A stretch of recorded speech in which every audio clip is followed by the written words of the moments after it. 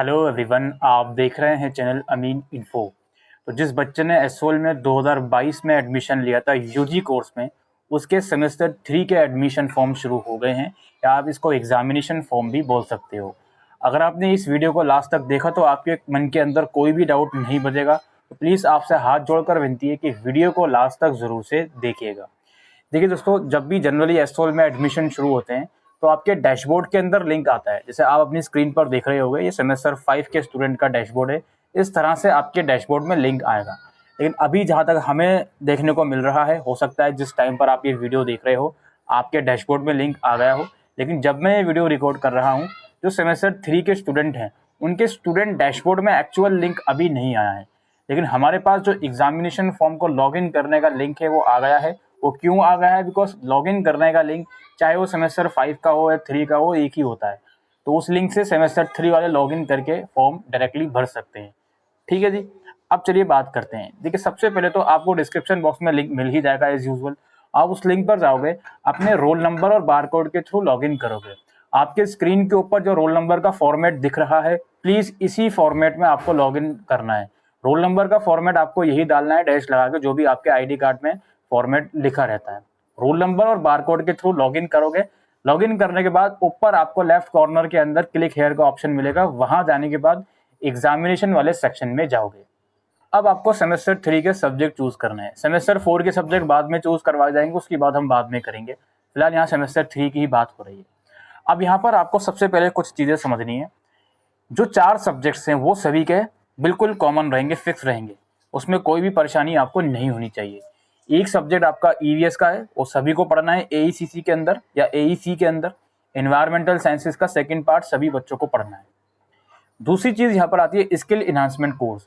Skill enhancement course में आपके पास 4 subject के ऑप्शन शो करेगा, उसमें से कोई एक सब्जेक्ट आपको लेना है। ठीक है। और वैल्यू एडिट कोर्स में भी आपको 3 सब्जेक्ट के ऑप्शन शो करेगा, उसमें से कोई एक सब्जेक्ट आपको चूज करना है। सेक के अंदर, वीएससी के अंदर वो सब्जेक्ट चूज नहीं कर सकते जो आपने फर्स्ट ईयर में पढ़ लिया है। हाउएवर जब आप फॉर्म भरोगे तो आपको सब्जेक्ट की चॉइस वही दिखाएगा जो आपने अभी तक चूज नहीं करे हैं, चाहे वो सेक की कैटेगरी हो या वैल्यू एडिट कोर्स की कैटेगरी हो। तो कोई भी प्रोग्राम आपका हो, आपका एईसी, एसईसी, वीएससी और जो मेन सब्जेक्ट्स हैं, इनकी टेंशन बिल्कुल खत्म। कोई आपको बिल्कुल समझना नहीं है, इन सोचने की जरूरत नहीं है कि यार इस सब्जेक्ट को लेने के बाद क्या सब्जेक्ट चेंज तो नहीं हो जाएगा। नहीं होगा।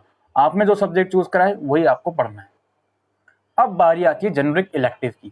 तो जेनरिक इलेक्टिव में पहले ऑनर्स वाले बच्चे कुछ चीजों को समझिए। अगर आपका बीए ऑनर्स पॉलिटिकल साइंस है तो जेनरिक इलेक्टिव में आपको काफी सारे ऑप्शन देखने को मिलेंगे, और एक ऑप्शन आपको पॉलिटिकल साइंस का भी देखने को मिलेगा। सिमिलरली अगर आपका इंग्लिश ऑनर्स है तो जेनरिक इलेक्टिव में आपको काफी सारे ऑप्शन देखने को मिलेंगे, और एक ऑप्शन आपको इंग्लिश सब्जेक्ट का भी देखने को मिलेगा। अब जेनरिक इलेक्टिव में जनरली क्या होता है कि जिस भी कोर्स में आपने इनरोल करा है, जैसे बीए ऑनर्स पोल साइंस है, तो पॉलिटिकल साइंस के अलावा दूसरी डिसिप्लिन के सब्जेक्ट चूज करने होते हैं जेनरिक इलेक्टिव में।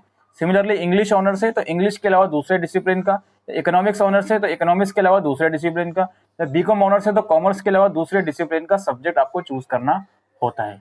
लेकिन एनईपी स्कीम के तहत, जो यूजीसी की एनईपी स्कीम है दिल्ली यूनिवर्सिटी की, उसमें ये बात कही गई है कि सेमेस्टर 3 में बच्चा या तो जेनरिक इलेक्टिव का सब्जेक्ट चूज करे या अपना सेम कैटेगरी का discipline specific elective subject choose करे।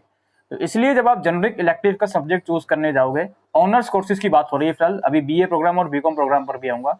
तो अगर आप जेनरिक इलेक्टिव का सब्जेक्ट चूज करने जाओगे ऑनर्स कोर्सेज के अंदर, तो उसमें से कोई भी सब्जेक्ट आप ले सकते हो, कोई दिक्कत वाली बात नहीं है। अगर आपने पॉलिटिकल साइंस के स्टूडेंट हो, स्टेट पॉलिटिक्स इन इंडिया ले लिया आपने, तो वो जेनरिक के अंदर काउंट नहीं होगा, वो डिसिप्लिन स्पेसिफिक इलेक्टिव के अंदर काउंट होगा। और आई होप आपने कोर्स का स्ट्रक्चर पढ़ लिया होगा इस एग्जामिनेशन फॉर्म को भरने से पहले। तो कोर्स का स्ट्रक्चर जरूर से पढ़ें, उसके बाद ही ये फॉर्म भरें। हालांकि वो चीजें जो मैं बता रहा हूँ आपको, उसको सुनने के बाद कोर्स का स्ट्रक्चर देखने की ऐसा कोई मेजर जरूरत आपको नहीं पड़ेगी। अगली बात समझ में, ये कहानी है जेनरिक इलेक्टिव की ऑनर्स कोर्सेज की। ठीक है। अगर आप इंग्लिश ऑनर्स के हो, जेनरिक इलेक्टिव के अंदर इंग्लिश का ही सब्जेक्ट ले रहे हो, तो इट मींस वो डिसिप्लिन स्पेसिफिक इलेक्टिव की कैटेगरी में आपका काउंट करा जाएगा। बाकी आपको ये मन है कि यार जो मैं ऑनर्स कर रहा हूँ जिस सब्जेक्ट में, उसके अलावा दूसरा सब्जेक्ट लेना है, जैसे अगर पोल साइंस में हो तो मुझे इकोनॉमिक्स लेना है या इंग्लिश लेना है या हिस्ट्री लेना है, तो आप वो भी ले सकते हो जेनरिक इलेक्टिव के अंदर, कोई भी दिक्कत वाली बात नहीं है। अब आ जाते हैं हम अपने बीकॉम प्रोग्राम पर।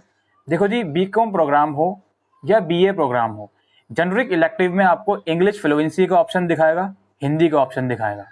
जो सब्जेक्ट आपने फर्स्ट ईयर में पढ़ा है जेनरिक के अंदर, प्रोग्राम वाले बच्चों की बात कर रहा हूँ, उसी का सेकंड पार्ट आप सेकंड ईयर में पढ़ोगे, यानी कि सेमेस्टर 3 एंड 4 में।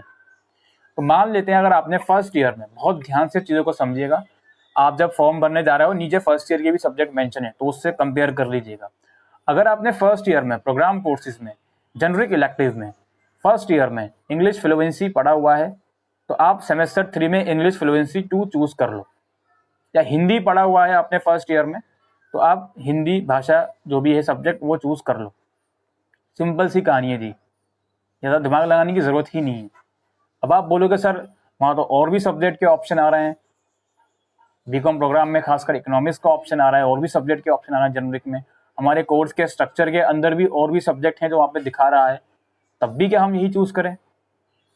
इसका आंसर देखो दोस्तों इतना सा है, जिस बच्चे ने स्कूल लेवल पर कोई भी लैंग्वेज नहीं पढ़ी होती, मॉडर्न इंडियन लैंग्वेज हिंदी वगैरह की बात कर रहा हूँ मैं, तो उस बच्चे के लिए ऑप्शन खुलते हैं कि वो जेनरिक में लैंग्वेज के अलावा दूसरा सब्जेक्ट ले सकता है।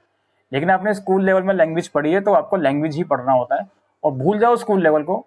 अगेन मैं उस बात पे आता हूँ कि जो आपने फर्स्ट ईयर में सब्जेक्ट पढ़ा है, अगर फर्स्ट ईयर में जेनरिक में आपने इंग्लिश या हिंदी पढ़ा हुआ है, तो वही आप सेमेस्टर 3 में पढ़ोगे, या तो इंग्लिश ले लो या हिंदी ले लो, एज सिंपल एज दैट। अब यहाँ पे कुछ चीज़ें और मैं समझाने की कोशिश करूँगा। बीए प्रोग्राम के फर्स्ट ईयर के बच्चों के साथ क्या हुआ था, सेकंड सेमेस्टर में आई थिंक ये प्रॉब्लम क्रिएट हुई थी कि सब्जेक्ट उन्होंने जो चूज करा था वो चेंज हो गया था जेनरिक इलेक्टिव का। किन बच्चों के साथ हुआ था वो? जिस बच्चे के पास डिसिप्लिन में ऑलरेडी कोई लैंग्वेज है, डिसिप्लिन में ऑलरेडी अगर आपके पास हिंदी लैंग्वेज है, तो जेनरिक में आपने अगर हिंदी चूज करा था सेमेस्टर 2 में, तो वो ऑटोमेटिकली चेंज करके उन्होंने दूसरा सब्जेक्ट आपको दे दिया था, political science I think they दिया था। तो ऐसी कंडीशन में आप सभी लोगों से रिक्वेस्ट है कि आपके पास कम से कम इंग्लिश फ्लुएंसी तो है, तो आप उसी का सेकंड पार्ट थर्ड सेमेस्टर में चूज कीजिए। मैं बीए प्रोग्राम वाले बच्चों से बात कर रहा था, ताकि बीकॉम प्रोग्राम में इंग्लिश और हिंदी दोनों आपने पढ़े हैं, तो थर्ड सेमेस्टर में या तो इंग्लिश फ्लुएंसी 2 लो या हिंदी लो। जनरिक का अगर दूसरा सब्जेक्ट लोगे, ऑप्शन वहाँ पे आ रहा है, मुझे नहीं पता इन फ्यूचर अपने आप चेंज हो जाएगा, तो फिर उसके लिए हम जिम्मेदार नहीं हैं। हमने यहाँ पे अपनी रिस्पॉन्सिबिलिटी खत्म करी है, भाई इस तरह से सब्जेक्ट चूज कर लो, दैट्स इट। इन फ्यूचर कोई प्रॉब्लम क्रिएट हुई तो फिर आप खुद ही रिस्पॉन्सिबल हो गए उस चीज़ के लिए। ये बात हो गई सब्जेक्ट चूज को खत्म करने की, यानी कि सब्जेक्ट चूज करने वाली बात खत्म हो गई। अब यहाँ पे और भी चीज़ें समझिए आप लोग। अगर आपका सेमेस्टर 1 या सेमेस्टर 2 में ईआर आया हुआ है, ईआर की बात हो रही है, और ईआर एब्सेंट होने की वजह से भी आ सकता है, फेल होने की वजह से भी आ सकता है। अगर आपकी मार्कशीट में ईआर लिखा हुआ है, तो वो ईआर वाला सब्जेक्ट इसी एडमिशन फॉर्म के साथ ऐड होगा सेमेस्टर 1 या 2 का। आप नीचे सब्जेक्ट्स देखोगे, आपने उस सब्जेक्ट्स के आगे एफ लिखा हुआ होगा, और नीचे और उसके बराबर में एक बॉक्स होगा, उस बॉक्स को आपको टिक जरूर से करना है। सिमिलरली अगर आप सेमेस्टर 1 या 2 का किसी का इंप्रूवमेंट देना चाहते हो, आप उसमें पास हो, डैशबोर्ड में भी पी दिखा रहा है, बट आप इंप्रूवमेंट देना चाहते हो, तो उस पर आप टिक कर सकते हो इंप्रूवमेंट वाले बॉक्स पर। और ये मेरी पर्सनल सजेशन है, प्लीज, ये मेरी पर्सनल ओपिनियन है और सजेशन है। ऐसे बच्चे जिनकी मार्कशीट के अंदर नेट ग्रेड में वो बच्चा पास है, बिल्कुल नेट ग्रेड में उसको ग्रेड्स दिए हुए हैं, लेकिन अगर ग्रेड प्रैक्टिकल में या ग्रेड ट्यूटोरियल में या ग्रेड थ्योरी में किसी में एफ उसका लगा हुआ है, तो मैं ये सजेशन देना चाहूँगा कि भाई उस सब्जेक्ट के लिए इम्प्रूवमेंट में अपियर हो जाओ, सो दैट आपकी मार्कशीट से वो एफ का धब्बा हट जाए इम्प्रूवमेंट में अपियर होने के बाद। ये मेरा सजेशन है, आप लोग मानो या नहीं मानो वो आपके ऊपर डिपेंड करता है। जनरली अगर आपका नीचे ईआर नहीं है, नेट ग्रेड में पास है, तो मार्कशीट क्लियर मानी जाएगी, डिग्री आपको मिल जाएगी, लेकिन वो एफ का धब्बा रहेगा अगर आप इम्प्रूवमेंट ना दोगे, उसको इम्प्रूवमेंट का नहीं दोगे और वो उसमें एफ लगा रहेगा। ये मेरी सजेशन थी जो मैंने आपको प्रोवाइड करी है, इसलिए मैंने कहा था कि वीडियो को पूरा देखो, आपके हर एक डाउट क्लियर होंगे। अब यहाँ पे मैं बात कर रहा था, नीचे जो ईआर के सब्जेक्ट आ रहे हैं उसमें टिक कर दो, जिसमें फेल हो वो तो टिक करना पड़ेगा, जिसमें पास हो इम्प्रूवमेंट देना चाहते हो उसमें भी टिक कर दो। अब यहाँ पे बच्चों की कुछ क्वेरी आएंगी, सर मेरा सेमेस्टर 1 या 2 में एब्सेंट आया था, मैंने अटेंडेंस शीट सबमिट कर दी थी, लेकिन मेरा रिजल्ट अभी तक अपडेट नहीं हुआ, और अब इस फॉर्म के अंदर उस सब्जेक्ट के आगे एफ लिखा हुआ है, मैं क्या करूँ? अभी उसको सेलेक्ट करके फॉर्म भर दीजिए, और कोई ऑप्शन नहीं है। अगर एग्जाम से पहले वो सब्जेक्ट आपका ठीक हो गया, एब्सेंट वाली प्रॉब्लम ठीक हो गई, तो उस सब्जेक्ट को दोबारा देने की ज़रूरत नहीं पड़ेगी। एक तो ये चीज़ हो गई। दूसरी बात ये हो गई कि सर मेरा एब्सेंट आया ज़रूर था, मैं अटेंडेंस शीट सबमिट करके भी आ गया और मेरी एब्सेंट वाली प्रॉब्लम सॉल्व हो गई सेमेस्टर 2 की मार्कशीट में, लेकिन अब डैशबोर्ड में स्टिल उस सब्जेक्ट के आगे एफ लिखा हुआ है। अब मैं क्या करूँ? ऐसी सिचुएशन में या तो 5 से 7 दिन का वेट करो, उसके बाद भी प्रॉब्लम ठीक नहीं होती तो कैंपस जाकर इस एग्जामिनेशन फॉर्म को ठीक करवा लो कि देखिए सर मार्कशीट में सारा सब कुछ क्लियर है, एब्सेंट नहीं है, फेल नहीं हूँ मैं, यहाँ पर फेल दिखा रहा है इस सब्जेक्ट के आगे, प्लीज़ इसको ठीक कर दीजिए। यही एक सॉल्यूशन हो सकता है। अगर आपने रिवोल्यूशन के लिए अप्लाई किया हुआ है, उसका रिजल्ट पेंडिंग है अभी तक, अब हम क्या करें जी? फिलहाल उस सब्जेक्ट को सेलेक्ट करके फॉर्म भर दो। अगर रिवोल्यूशन का रिजल्ट पॉजिटिव आता है, आपके फेवर में आता है, तो उस सब्जेक्ट का एग्जाम दोबारा देने की जरूरत आपको नहीं है, चाहे आपने फॉर्म उसका भरा हुआ है या नहीं है। फॉर्म बाद में कैंसिल भी हो जाता है, कोई ऐसी दिक्कत वाली बात नहीं है। इसके अलावा दोस्तों, इस फॉर्म की अभी कोई भी लास्ट डेट अनाउंस नहीं हुई है। लास्ट डेट जनरली ये अभी एडमिशन शुरू हुए ही हैं, कम से कम 20 से 25 दिन आपके एडमिशन आराम से चलने वाले हैं। आराम से बिना किसी प्रॉब्लम के साथ फॉर्म भर दो, कोई दिक्कत, कोई जल्दबाजी करने की जरूरत नहीं है, कोई भी पैनिक क्रिएट करने की जरूरत नहीं है, आराम से फॉर्म भर दो। फीस की क्वेरी आएगी, फीस जनरली आपकी 7,500 से 8,500 के बीच फीस रहेगी, तो इतनी फीस आपकी रहेगी। अगर ER है तो थोड़ा सा 300-400 रुपये और फीस एड ऑन हो जाएगी, ठीक है। 7,500 से 8,500 रुपये के बीच फीस है, अगर ER है तो थोड़ा सा और उसमें एडिशन हो जाएगा फीस के अंदर। मैं आपसे एक और रिकमेंडेशन करूंगा, जब भी आप फीस पेमेंट करोगे तो कोशिश करना कि डेबिट कार्ड के थ्रू या क्रेडिट कार्ड के थ्रू पेमेंट करना, UPI के थ्रू पेमेंट अवॉइड करना। जनरली UPI के थ्रू बच्चों की पेमेंट अटक जाती है, तो पेमेंट आप डेबिट कार्ड के थ्रू करना।